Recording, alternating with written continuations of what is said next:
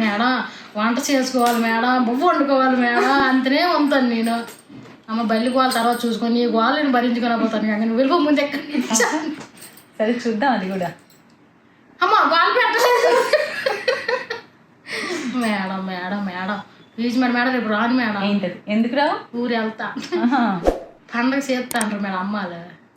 ఎన్ని సెలవులు కంగా? మేడం ఇది ఒకసారే మేడం, చాలా దూరం వెళ్తాను మేడం గుడికి. అయితే అసలు పంపను.